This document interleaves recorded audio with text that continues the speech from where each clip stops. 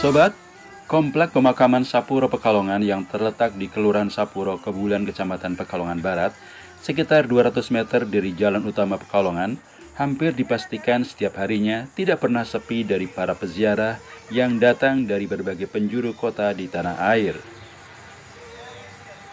Puluhan kendaraan rombongan peziarah yang menggunakan bis selalu memadati area parkir yang tersedia di sekitar Komplek Pemakaman seorang ulama besar, yakni Habib Ahmad bin Abdullah bin Thalib Al-Athas. Meski tidak termasuk ulama yang tercantum dalam kelompok Wali Songo, Habib Ahmad bin Abdullah bin Thalib Al-Athas tercatat sebagai seorang ulama besar yang membawa pengaruh terhadap perkembangan agama Islam di kawasan Pantura Barat.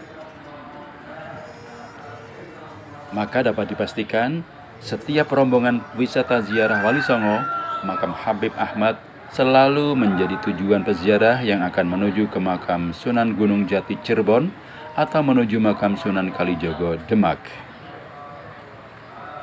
Habib Ahmad bin Abdullah bin Thalib Al-Athas dilahirkan di kota Hajrin, Hadramaut, Yaman pada tahun 1255 Hijriah. Pada masa kecilnya, beliau mendapat didikan langsung dari orang tua beliau, yaitu Al-Habib Abdullah bin Thalib Al-Athas dan Asy-Syarifah Zainah binti Ahmad Al-Kaf dalam bidang agama. Sobat, setelah dirasa cukup menimba ilmu dari ayahnya, beliau kemudian meneruskan menuntut ilmu kepada para ulama besar yang ada di Hadramaut.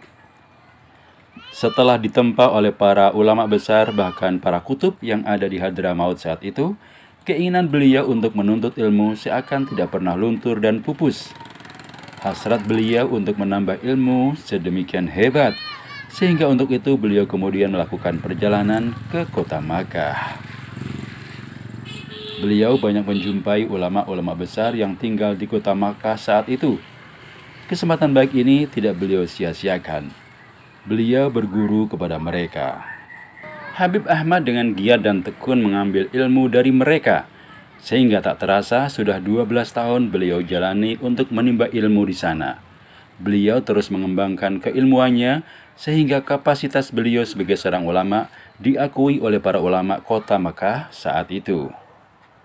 Beliau kemudian dianjurkan oleh guru beliau As-Sayyid Al-Allamah Ahmad bin Zaini Dahlan untuk memulai terjun ke masyarakat, mengajarkan ilmu dan berdakwah. Mula-mula beliau berdakwah di pinggiran kota Makkah. Beliau tinggal di sana selama 7 tahun. Dalam kurun waktu itu, kegiatan dakwah selalu aktif beliau lakukan di sana. Kemudian beliau berkeinginan untuk melanjutkan perjalanan dakwah beliau ke Indonesia.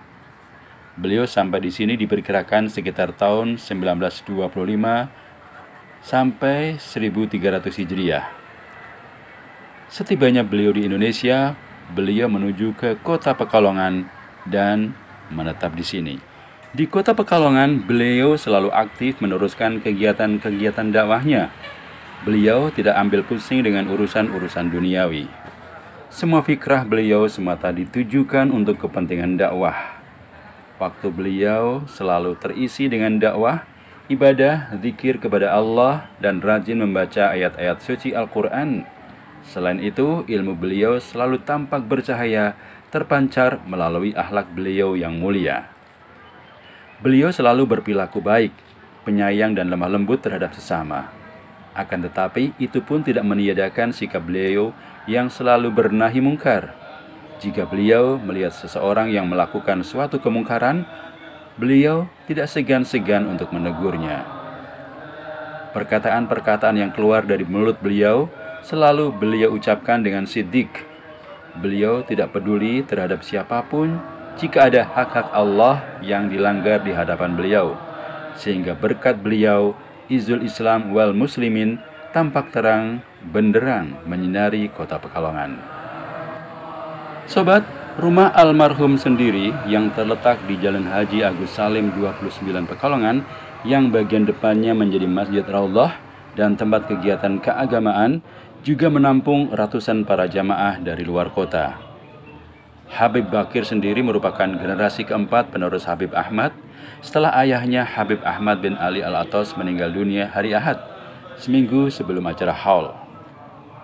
Sehari menjelang haul, pada malam harinya di Masjid Raudhah diselenggarakan acara Khatam Sahih Bukhari, salah satu mata pelajaran keagamaan yang diberikan kepada murid-muridnya selama almarhum hidup.